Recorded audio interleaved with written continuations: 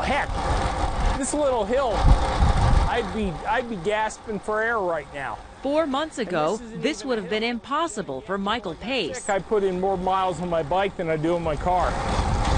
51-year-old Pace says he's learning to live again and making a comeback from debilitating health problems that began 6 years ago.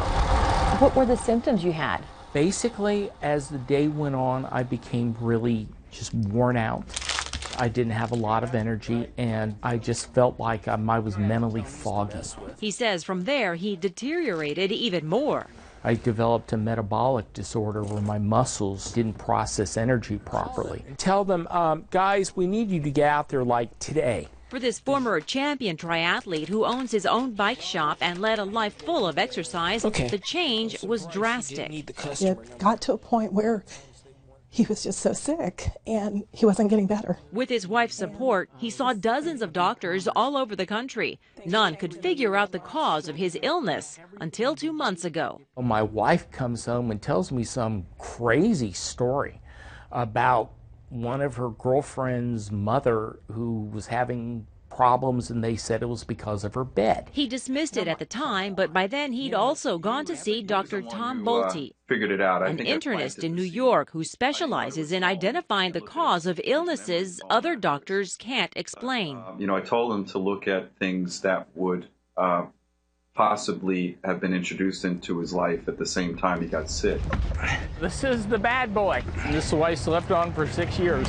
It's a memory foam mattress. I started having problems right after I bought the bed. There's a certain amount of people that have a problem with memory foam. He says that's because memory foam is a resin made with chemicals such as toluene disocyanate, described in this EPA study as being extremely toxic if inhaled, which is exactly what Dr. Bolte says Pace did every night, 8 hours at a time, for years, breathing in the gases given off by the memory foam. It's known, documented scientific research that shows that any of the chemicals that are used to make these foam products have side effects.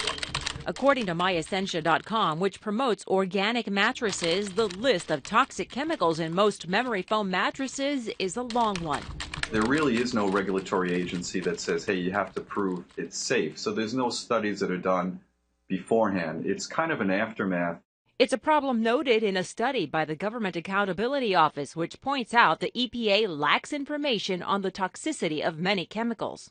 The chemicals themselves can be dangerous. In fact, last year, Illinois Senator Dick Durbin proposed passage of the Safe Chemicals Act, which would force chemical companies to show their products are safe before they hit the market. Most of us detoxify enough that you wouldn't notice any symptoms from anything we're exposed to. Man, is this thing comfortable. The manufacturer of Pace's mattress gave us a statement assuring us their memory foam is tested for safety by independent labs and is certified for minimal off-gases, also made without certain toxic products.